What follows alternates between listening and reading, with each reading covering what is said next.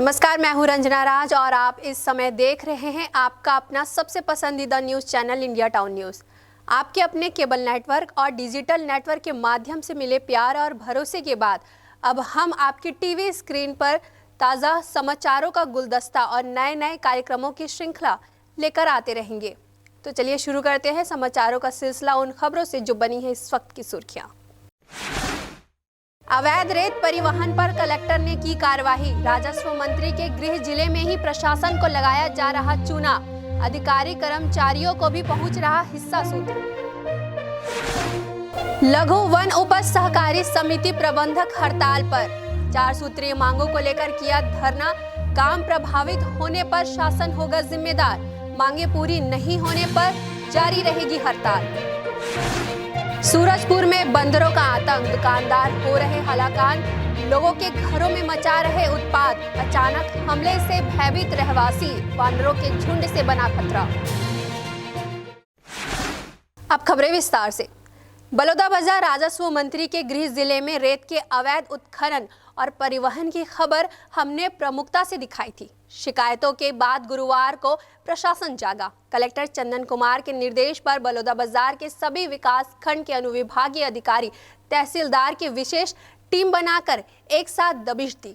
रात में शुरू हुई इस कार्यवाही में बड़ी मात्रा में बगैर रॉयल्टी पर्ची और ओवरलोड गाड़ियों को जब्त किया गया है।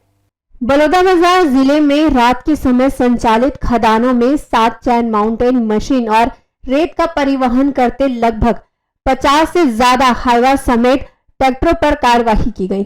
फिलहाल शासकीय आंकड़े अभी उपलब्ध नहीं हुए हैं, लिहाजा ये आंकड़े बढ़ भी सकते हैं।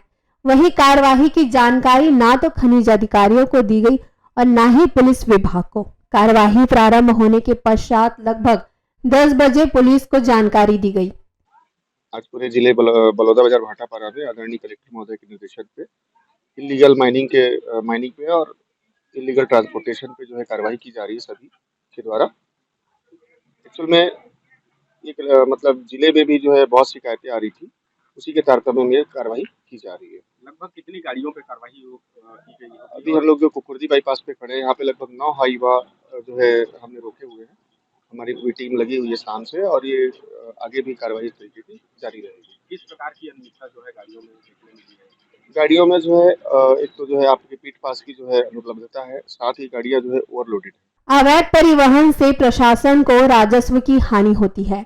इस संबंध में राजस्व मंत्री टंकराम वर्मा ने मीडिया से कहा था कि आप लोगों के माध्यम से मामला संज्ञान में आया है और हम निश्चित ही अवैध कार्यों को रोकने के लिए संकल्पित है। फिर चाहे वह अवैध रेत, गिट्टी मुरुम का उत्खनन हो या अवैध शराब का विक्रय हो, कार्यवाही जरूर होगी। क्या कुछ निर्देश देंगे?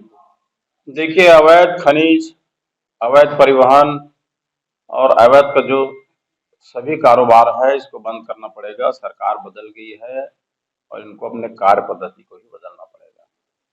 हमने निर्देश दिया है कलेक्टर को, एसपी को बैठक में कि अवैध कारोबार बंद किए जाए, सरकार को राजस्व की हानि न हो, इस बात का निर्देश दिए हैं। सूत्रों के मुताबिक रेत खदान संचालकों के द्वारा एक पर्ची काटकर 2 से 3 बार उस गाड़ी को महादेव से रेत परिवहन के लिए दिया जाता है। वहीं रॉयल्टी पर्ची एक हाईवा की 2500 रुपए काटी जाती है, लेकिन वाहन मालिक से 8,500 रुपए अतिरिक्त रेत भरने के लिए जा रहे हैं, जिससे आम नागरिकों को रेत की ज्यादा कीमत चुकानी पड़ती है। सूत्र ये भी बताते हैं कि इस खेल में खनिज अधिकारियों का भी हाथ होता है, जिन्हें एक बड़ी रकम हर महीने पहुंचा दी जाती है। इतना ही नहीं, प्रशासनिक कर्मचारियों को भी हिस्सा दिया जाता है ताकि शासन की कार्यवाही के पहले ही खदान संचालकों को कार्यवाही की भनक लग सके, जिसका प्रत्यक्ष उदाहरण पिछले साल पलारी विकास खंड के मोहाना रेत खदान में देखने को मिला था, जहां कार्यवाही की सूचना मिलते ही वाहन महानदी से गायब हो गए थे। अब देखना यह होगा कि इस बड़ी कार्यवाही के बाद राज्य शासन को राजस्व की हानि पहुंचाने वाले रेत खदानों के माफियाओं पर क्या कार्यवाही होती है। आप लोग के माध्यम से मुझे सूचना मिली थी, तहसीलदार के माध्यम से भी मिला था सूचना उस जगह में मुरुम अवैध उत्खनन का। हमने दूसरे दिन अपने इंस्पेक्टर को भेजा हुआ था, तो संभवतः उस दिन बारिश हुई तो कोई काम नहीं चल रहा था और उसको हमने अपने सर्विलेंस में लिया हुआ है उस जगह को। नियमित रूप से उस जगह का निरीक्षण कर रहे हैं और उसमें जांच करेंगे, जो भी कल्प्रिट है उनके खिलाफ कार्रवाई करेंगे। क्या यहाँ पर जो खनन किया जा चुका है, क्या उसके लिए भी स्थानीय कर्मी भी सरपंच का नाम भी आ रहा था कि सरपंच करा रहे हैं, वो उसके ऊपर कार्रवाई हुई? ये मैं बिना जांच के किसी का नाम लेके कहना संभव नहीं है मेरे लिए। मेरी जांच होगी, उसके बाद में किसी की नाम है नहीं है, कौन कर रहा है नहीं कर रहा है, उसकी स्थिति स्पष्ट हो पाएगी। आपको यह भी बता दें कि रेत का उत्खनन एवं परिवहन रात में प्रतिबंध रहता है और यह पर्यावरण विभाग भी कहता है, पर जिले में रात्रि में ही महादेव का सीना छलनी किया जाता है और लाखों टन रेत बगैर रॉयल्टी के बाहर भेज दिया जाता है। अभी आप लोग मुंगेली जा रहे हो गाड़ी लेकर के, पूरा बलौदा बाजार क्रॉस करके और मुंगेली जाओगे आप लोग? अच्छा, कितने बजे आपकी गाड़ी भराई है और क्या वहाँ अभी चल रहा है खनन? करीबन 10:30-11 के 11 बजे गाड़ी भराई है, अभी चल रहा है वहाँ पे खनन चल रहा है। कितनी गाड़ियाँ चल रही हैं वहाँ पे? गाड़ियाँ तो बहुत है, हाँ 10-15 गाड़ियाँ हम लोग। मशीन से क्या रेत भरा जा रहा है, क्या है? मशीन से भरा। अच्छा, चैन माउंटेन है कि क्या है? चैन। कितनी गाड़ियाँ हैं? 3 गाड़ियाँ हैं। Chain mountain. अच्छा, अपना नाम बता दो। राजेंद्र। अब रॉयल्टी पर्ची है आपके पास? क्यों बगैर पर्ची के तो भाई फिर ये चोरी का माल कहा है, तो क्यों रॉयल्टी पर्ची लेके नहीं आए? नहीं देते हमें सब। अच्छा, आपने आपके नाम मांगा था रॉयल्टी पर्ची? रात में नहीं मिलता। अच्छा, रात में नहीं मिलता। मिलता। अच्छा। वहीं बड़ी संख्या में अवैध वाहनों पर कार्यवाही कलेक्टर के निर्देश पर की गई और लोड गाड़ियों को जब्त भी किया गया, लेकिन इस पूरे मामले पर खनिज विभाग देखरेख और निगरानी जैसी बात ही कर रही। जो भी यहाँ पे मिनरल्स हैं उसके अवैध उत्खनन और ट्रांसपोर्टेशन को रोकने के लिए लगातार यहाँ पे कार्रवाई की जा रही है और मैं आप लोगों को बताना चाहूँगा कि अभी तक इस जिले में लगभग 1.5 करोड़ से ज़्यादा की राशि जो है हमने पेनल्टी में और अन्य मामलों में वसूली किया है और 30 से 40 केसेस ऐसे हैं जिनको हमने न्यायालय में भी प्रस्तुत किया है। लगातार कार्रवाइयाँ चल रही है और कल के भी कुछ ऐसे प्रकरण हमारे संज्ञान में आए हैं जो पकड़े गए थे एक एजेंसी के द्वारा, बाद में उसको छोड़ा गया। हम लोग उसको भी ट्रैक कर रहे कहाँ की गाड़ी थी और जिस रेत घाट में भी ऐसे हो रहे लगातार उसको हम लोग अपने सर्विलांस पे लिए हुए आगे भी इस तरह की कार्रवाई रहेगी और निश्चित तौर पर आप लोग के माध्यम से भी ऐसे जो भी लोग इसमें संलिप्त हैं उनको मैं चेतावनी देना चाहूँगा कि अगर इस तरह की अवैध कार्रवाई में पकड़े जाते हैं तो निश्चित तौर पर बहुत ही सख्त उनके ऊपर एक्शन लिया जाएगा। सूत्र बताते हैं कि इस अवैध उत्खनन एवं परिवहन में जिले के बड़े दिग्गज प्रतिनिधि भी शामिल हैं, जिनके हाईवा वाहन इस अवैध उत्खनन एवं परिवहन में लगे हैं और यही लोग छत्तीसगढ़ राज्य को राजस्व हानि पहुंचाने में पीछे नहीं हट रहे। इंडिया टाउन न्यूज के लिए बलौदा बाजार से चंद्रकांत वर्मा की रिपोर्ट। रावघाट माइंस के लिए सर्वे हुआ था जिसके बफर जोन में 22 गांवों को गोदग्राम की सूची में लिया गया था, लेकिन बाद में 11 गांवों को सूची से हटा दिया गया, जबकि माइंस खुलने से ये गांव भी प्रभावित हुए।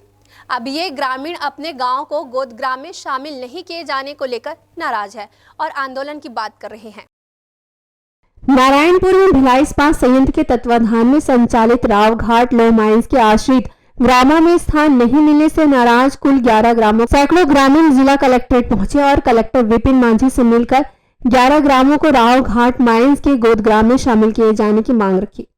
ग्रामीणों का कहना है कि पूर्व में किए सर्वे में कुल 22 ग्रामों को गोदग्राम के अंतर्गत रखे जाने की बात कही गई थी, लेकिन केवल 11 ग्रामों को बफर जोन मानकर बचे हुए अन्य 11 ग्रामों को सूची से हटा दिया गया, जबकि माइंस के खुलने से अन्य ग्राम भी प्रभावित हो रहे हैं। बीएसपी के अंतर्गत हम लोग आए थे कि बीएसपी के बफर जोन में 11 गांव को शामिल किया गया है और हम लोगों के 11 गांव को शामिल नहीं किया गया है। 11 गांव में से हैं हमारे चील परस, पालकी, पूषा गांव, बरहेबेड़ा, तेलसी, पीढ़ा बेड़ा, सुलेंगा, सुबगांव, करलखा, हुच्चाकोट और मरदेल। ये 11 गांव के पूरे ग्रामीण हम लोग इकट्ठे होकर के आज कलेक्टर साहब के पास ज्ञापन देने आए थे कि अब तक, जबकि हम लोग भी प्रभावित ग्राम हैं और बीएसपी के जो प्रभावित ग्रामों का जो रेडियस है उसमें 10 किलोमीटर के दायरे में इन सभी ग्राम आ रहे हैं, लेकिन आज पर्यंत तक लगातार पत्र देने के बावजूद, लगातार अवगत कराने के बाद भी हमको बीएसपी के बफर जोन में शामिल नहीं किया गया है। पिछले कई महीनों से हम लोग लगातार ये बीएसपी और ये ऑफिस प्रशासन के पास हम लोग चक्कर काटते आ रहे हैं, लेकिन हमारा जो बफर जोन में जो 11 गांव हैं अभी तक उनको सम्मिलित ना करके हम लोगों को मात्र बस ऐसे ही झोल मोल का जवाब दे रहे हैं। और पहले में भी हमारा जो 11 गांव है सम्मिलित था और बीच में हटा दिया गया है। और पहले क्या है, पहले के बच्चे लोग बीएसपी के द्वारा नर्स कोचिंग किए हैं और अभी नौकरी में भी हैं, फिर भी हम लोगों को मतलब सही जवाब यहाँ से नहीं मिला। आपको बता दें कि प्रभावित ग्राम के ग्रामीणों ने मांग पूर्ण नहीं होने पर चरणबद्ध तरीके से आंदोलन करने की बात कही है। इंडिया टाउन न्यूज के लिए नारायणपुर से आकाश सिंह की रिपोर्ट। सूरजपुर के चंदौरा थाना के सामने ग्रामीणों के साथ हिंदू संगठन के लोगों ने 3 घंटे तक चक्का जाम कर प्रदर्शन किया, जिसके कारण अंबिकापुर बनारस मार्ग में आवागमन बाधित रहा। चक्का जाम कर प्रदर्शनकारियों का आरोप है कि दावनकरा गांव में एक समुदाय विशेष के कुछ लोगों के द्वारा ग्रामीणों के बीच जाकर धर्मांतरण का कार्य किया जा रहा है। ऐसे में पुलिस की कार्यशैली से असंतुष्ट होने के कारण चक्का जाम कर प्रदर्शन किया गया। एसडीएम प्रतापपुर के द्वारा 24 घंटे में कार्यवाही के आश्वासन के बाद प्रदर्शन को बंद किया गया है। विगत 4 फरवरी को चंगई सभा दावनकरा के दरीपारा में हुआ था। वहाँ के स्थानीय हिंदू संगठनों ने पुलिस को सूचना दी। चंदौरा थाना के पुलिस वहाँ गई, जा कर के उनको जो है ना वहाँ देखा, वीडियो बनाया, ले कर के लोग आए भी, लेकिन किसी भी प्रकार का कोई कार्रवाई नहीं हुआ। और उनको उस दिन 151 की धारा के तहत जो है ना जेल 1 दिन के लिए भेजा गया, बाकी सब कुछ छोड़ दिया गया। इसके विरोध में हम लोग बीच में 2-3 दिन और थाना का चक्कर लगाए, बात किए, कोई जो है ना आज करते हैं कल करते हैं, टार बेटार करते रहे। इसके कारण फिर 12 तारीख के पुनः हम लोग एसडीएम के यहाँ जा कर के ज्ञापन दिए कि 14 तक अगर कोई कार्रवाई नहीं होता है तो हम लोग 15 के जो है चंदौरा थाना के सामने जो है चंदौरा चौक पर चक्का जाम करेंगे। इसी तारतम्य में आज हम सब शामिल हैं।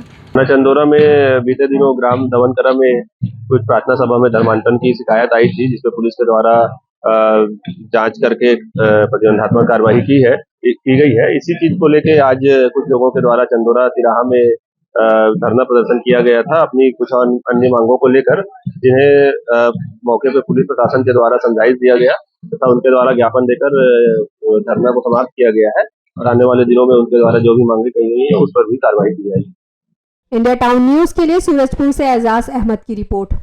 मुंगेली कलेक्टर राहुल देव ने जिला कलेक्ट्रेट स्थित मनियारी सभा कक्ष में राजस्व अधिकारियों की बैठक ली। बैठक में उन्होंने नामांतरण, सीमांकन, खाता विभाजन, जाति, निवास, आय प्रमाण पत्र, नक्शा, खसरा सहित अन्य लंबित राजस्व प्रकरणों की गहन समीक्षा की। राजस्व मामलों में संवेदनशीलता से कार्य करने तथा निस्तारण में तेजी लाने के निर्देश दिए गए। बैठक में कलेक्टर ने कहा कि गांव, गरीब और आम लोग बड़ी ही उम्मीद से अपनी समस्याओं के समाधान के लिए हमारे पास आते हैं। एक प्रशासनिक अधिकारी के रूप में हमारा कार्य पूर्ण संवेदनशीलता से उनकी समस्याओं को समझकर समय पर निराकरण करना सुनिश्चित करना है। इंडिया टाउन न्यूज के लिए मुंगेली से उमेश दिवाकर की रिपोर्ट। छत्तीसगढ़ राज्य के राजनांदगांव में एकमात्र संस्था सामाजिक न्याय अधिकार मंत्रालय के द्वारा राष्ट्रीय बौद्धिक संस्था के माध्यम से दिव्यांगों के सशक्तिकरण का काम किया जा रहा है, जहां दिव्यांग विभिन्न तरह के प्रशिक्षण का निःशुल्क लाभ ले रहे हैं। राजनांदगांव के सीआरसी सेंटर में दिव्यांग व्यक्तियों के कौशल विकास, पूर्णवास और सशक्तिकरण के लिए जा रहे कार्यों के विषय में क्षेत्रीय संयोजक केंद्र की डायरेक्टर स्मिता महोबिया ने बताया कि सेंटर स्टाफ व स्पेशल DNIDD के प्रथम वर्ष एवं अंतिम वर्ष के विद्यार्थियों के साथ साथ सभी दिव्यांग भाई बहनों को यहां पर ट्रेनिंग दी जाती है ताकि उनके लिए रोजगार के साधन उपलब्ध हो सके। साथ ही जरूरतमंद लोगों को निःशुल्क उपकरण भी दिया जाता है। दिव्यांगता के अनुसार एलएमको और एडिप योजना के अंतर्गत विभिन्न दिव्यांगजनों को उनकी आवश्यकता के अनुसार, जिन्हें सुनने की मशीन है उनके लिए सुनाई की मशीन, जिन्हें चलने फिरने में परेशानी है उनके लिए ये बेल्ट, कमर बेल्ट और घुटने के लिए बेल्ट, जिन्हें और भी चलने में परेशानी है उनके लिए ट्राईसाइकिल, मोटराइज गाड़ियां, और जिन्हें पढ़ने लिखने में परेशानी है उनके लिए teaching learning material TLM kit यहाँ से मुफ्त में दिया जाता है। बता दें कि यह विभाग प्रशासनिक रूप से NIEPID सिकंदराबाद के अधीन है। सीआरसी राजनांदगांव में रोजगार स्वरोजगार हेतु पीएम दक्ष योजना के तहत सिलाई मशीन ऑपरेटर्स के लिए कौशल विकास प्रशिक्षण की शुरुआत की गई है। सोशल जस्टिस वेलफेयर के अंतर्गत ये पीएम दक्ष और डीपीडब्ल्यू के अंदर स्किल ट्रेनिंग चालू हो रहा है। ये अलग अलग ट्रेड में हो रहा है। CRC Rajnandgaon swing machine operator का ट्रेड लिया है इस बार हमने। ये 30 लोगों का बैच है, पर पहला बैच हम 10 लोगों का स्टार्ट कर रहे हैं। इसमें जरूरी नहीं है कि सिर्फ महिला है, महिला और पुरुष दोनों ही इसमें रजिस्ट्रेशन कर सकते हैं। ये 3 या 3.5 महीने का कोर्स है। उसके बाद में हम उनको रोजगार भी देंगे। इंडिया टाउन न्यूज के लिए राजनांदगांव से सोन कुमार सिन्हा की रिपोर्ट। बलरामपुर में लघु वन उपज सहकारी समिति प्रबंधक संघ की 4 सूत्रीय मांगों और समस्याओं के समाधान को लेकर हड़ताल जारी है।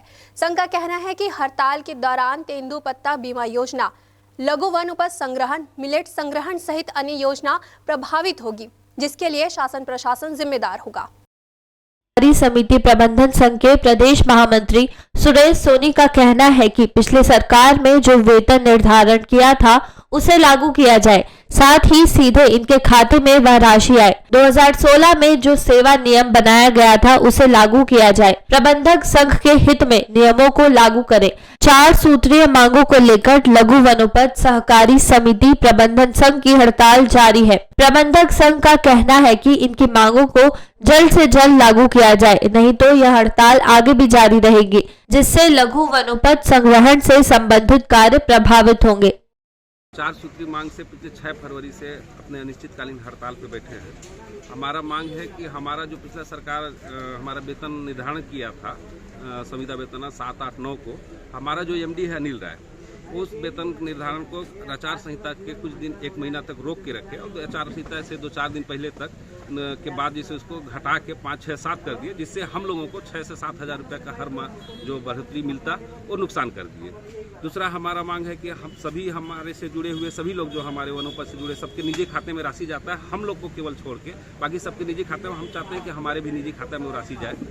तीसरा हमारा है कि 2016 में हमारा सेवा नियम बना था। सेवा नियम बहुत सारे का निकाय है, जिसमें 4 नंबर का निकाय में साफ साफ लिखा है कि जो प्रबंधक परीक्षा अवधि 1 साल का पूर्ण कर लेगा और नियमित माना जाएगा, लेकिन उसको आज 6-7 साल के बाद भी उसको संघ हमारा कम नहीं कर रहा है, जबकि हमारे उसमें नुकसान में जो प्रबंधक को जिसे रिटायरमेंट करना है या जो नुकसान है उसको तो लागू करता है, लेकिन बाकी हमारे हित वाली चीज को आज तक लागू नहीं कर रहा है।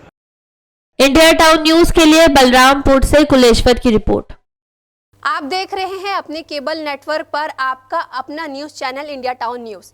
फिलहाल वक्त हो चला एक छोटे से ब्रेक का। खबरें और भी है, बने रहिए इंडिया टाउन न्यूज के साथ। किसने रची साजिश, कौन हुआ शिकार, अदावत से अपराध तक का लेखा जोखा, कैसे खेला गया जुर्म का घिनौना खेल। अपराध की दुनिया और अपराधियों के पैकरों से आपको करने बाखबर।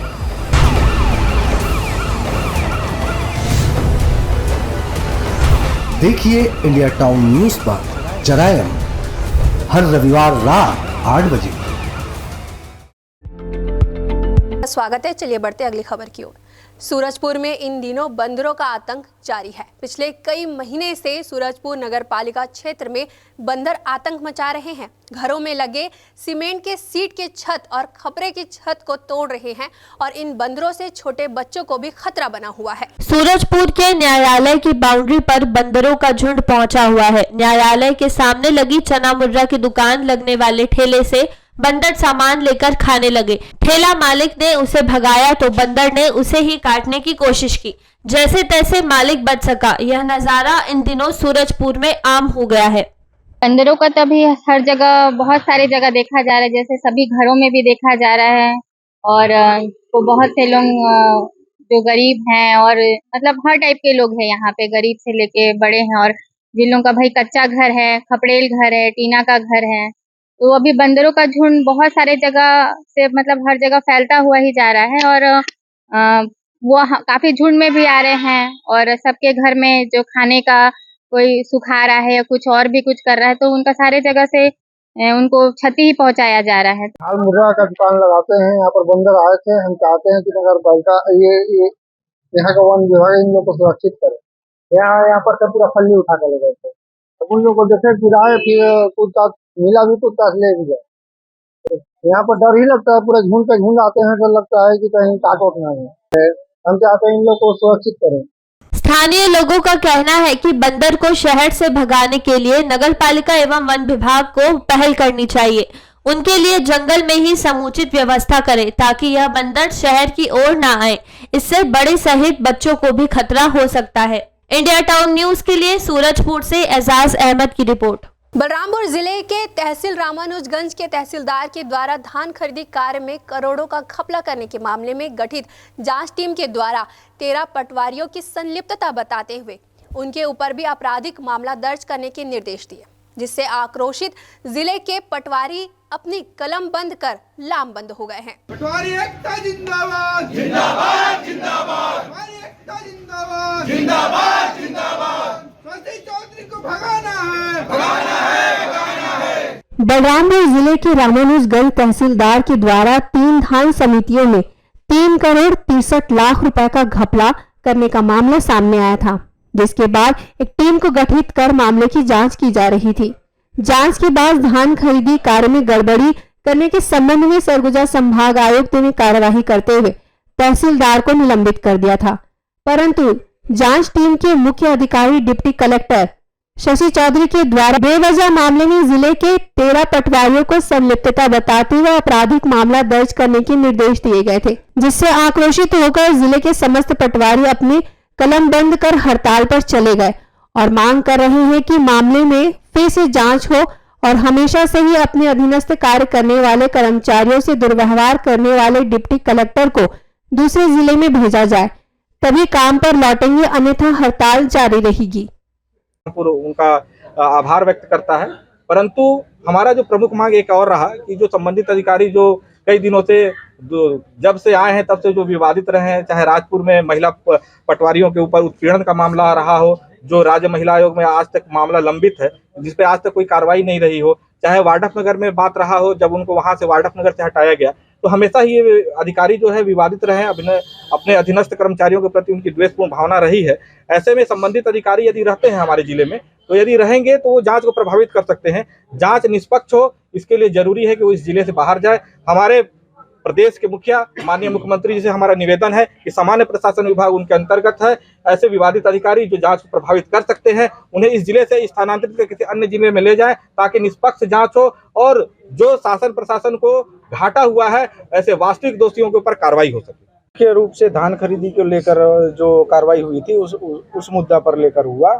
हमारी कुछ 3 मांगे थी, तीनों मांगों में से हमारा 2 मांग पूरा कर लिया गया है, ऐसा हमको सूचना मिला है। और कलेक्टर साहब ने ये दो मांग हमारा पूरा किया है, उनके लिए बहुत बहुत धन्यवाद कलेक्टर साहब को और आयुक्त महोदय को सहयोग के लिए। और जो हमारा मुख्य रूप से और एक मांग रखी हुई है, जो डिप्टी कलेक्टर शशि चौधरी साहब हैं, उनको जिला से अन्यत्र जिले में भेजने का है, वो हमारा प्रमुख मांग है। पटवारियों की हड़ताल और पूरे मामले पर सरगुजा संभाग आयुक्त गोविंदा राम ने जांच कर उचित कार्यवाही करने की बात कही है। उसके एक जांच करा करके अलग अलग कमेटियों से रिपोर्ट आया था। उस बुनियाद पे कलेक्टर साहब ने मुझे प्रस्ताव भेजे कि जो वहाँ पे जो तहसीलदार है विष्णु गुप्ता, उनके द्वारा नियुक्त किया गया, उनके पटवारी भी किया करके उस बुनियाद पे फिर मिस्टर गुप्ता को सस्पेंड किया गया है।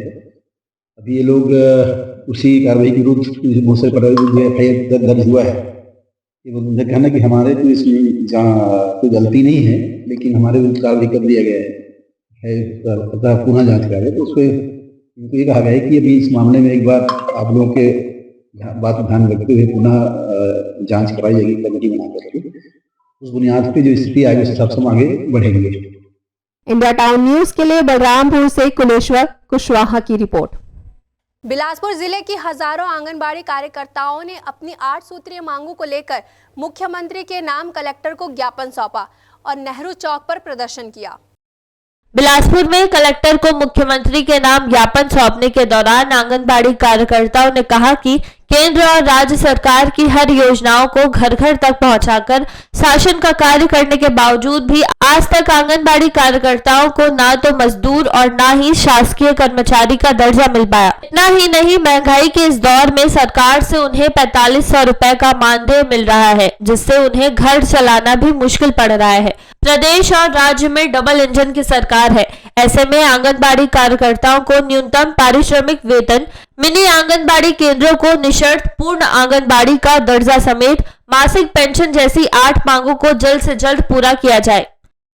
हमारी प्रमुख मांगे हैं कि हमारे केंद्र से हमारा मानदेय बढ़े, पेंशन में ग्रेजुएटी लागू हो, कार्यकर्ता को क्या बोलते हैं बिना परीक्षा और बिना परीक्षा दिए कहते हैं सुपरवाइजर में भर्ती हो, पदोन्नति हो, और सहायिका लोगों का कार्यकर्ता में बिना परीक्षा दिए पदोन्नति हो 85%।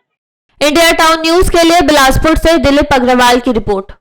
कोंडा गांव के फरस गांव में लावारिस हालत में महिला की लाश मिली थी, जिसकी गुत्थी को पुलिस ने सुलझा लिया है। महिला के पति ने ही अपने शराबी पत्नी की हत्या की थी। आरोपी को पकड़ा गया है और उसे जेल भेज दिया गया।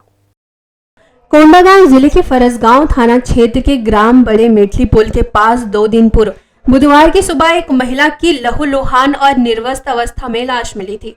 महिला के सर पर चोट के निशान थे। ग्रामीणों की सूचना पर फरसगांव एसडीओपी अनिल कुमार विश्वकर्मा और थाना प्रभारी नरेश साहू टीम के साथ घटना स्थल पर पहुंचे। महिला की पहचान ग्राम छोटे मेटली 45 वर्षीय दसोबाई नेताम के रूप में हुई है। महिला के सर के चोट के निशान मिलने पर हत्या की आशंका जताई गई थी। पुलिस ने मृतका के शव को पोस्टमार्टम करवाया। मर्ग रिपोर्ट के आधार पर पुलिस ने धारा 302 के तहत अपराध पंजीबद्ध किया। घटना की गंभीरता को देखते हुए पुलिस मृतका के पति और ग्रामीणों से पूछताछ में जुट गई। पूछताछ में पता चला कि मृतका का पति ही हत्यारा निकला है। थाना प्रभारी ने बताया कि आरोपी ने बताया कि बड़े मेटली गांव में मेला था। दोनों पति पत्नी मेले गए हुए थे। उसकी पत्नी अधिक शराब का सेवन की हुई थी। उसे बार बार घर चलने बोलने पर वह घर नहीं जा रही थी, जिससे नाराज होकर आरोपी पति ने पास में रखे मिट्टी के ढेले से उसके सर पर वार कर दिया, जिससे उसकी मौत हो गई। आरोपी के बयान के पश्चात पुलिस के द्वारा आरोपी को न्यायिक रिमांड पर न्यायालय भेज दिया गया है। 2 दिन पहले बड़े ठेमली पुल के पास एक महिला का शव मिला था, जो मौके पर पहुंचकर जांच पंचनामा कार्रवाई किया गया। पता चला कि मृतिका जो है छोटे ठेमली निवासी दसोबाई नेताम है, जिसके चेहरे पर किसी अज्ञात व्यक्ति ने वार करके चोट पहुंचाया था, जिससे उसकी मृत्यु हो गई थी। मामले की गंभीरता को देखते हुए धारा 302 बहादवी का अपराध पंजीबद्ध कर विवेचना में लिया गया। दौरान विवेचना घटनास्थल पर पहुंची पुलिस टीम। पता चला कि आखिरी बार वो अपने पति गढ़वाराम के साथ मेला में देखी गई थी, जो उसके पति को हिरासत में लेकर पूछताछ किया गया, जो बताया कि वह अधिक से शराब सेवन कर ली थी, जिसे वो घर ले जा रहा था, जो घर नहीं जा पा रही थी। तो मेला स्थल के पास ही खेत में पड़े मिट्टी के ढेला से गुस्से में आकर वह अपनी पत्नी के सिर आँख में चोट पहुंचाया, जिससे उसकी मृत्यु हो गई। उसके बाद वह उसके शरीर को पैर से खींचते हुए लगभग 500-600 मीटर की दूरी तक घसीट कर ले गया। थक जाने पर वह उसकी शरीर को वहीं पे छोड़ दिया बड़े ठेमली पुल के पास। उसके बाद वह घर चला गया, जिसे गिरफ्तार कर अभी न्यायिक रिमांड पर भेजा जा रहा है। कार्रवाई जारी है। इंडिया टाउन न्यूज के लिए कोंडागांव से राम भारद्वाज की रिपोर्ट। तो ये थी अब तक की खबरें। जाने से पहले एक बार फिर हम आपको बताना चाहेंगे कि अब हम पूरे छत्तीसगढ़ में आपके अपने केबल नेटवर्क के माध्यम से टीवी स्क्रीन पर उपलब्ध है। आप अपना भरोसा और स्नेह इसी तरह कायम रखें। अगले बुलेटिन में ताज़ा तरीन खबरों के साथ हम फिर होते हैं हाजिर। तब तक ज्ञान, मनोरंजन और हर पल की अपडेट के लिए आप देखते रहिए इंडिया टाउन न्यूज़, भारत की बात। मुझे दीजिए इजाज़त। नमस्कार।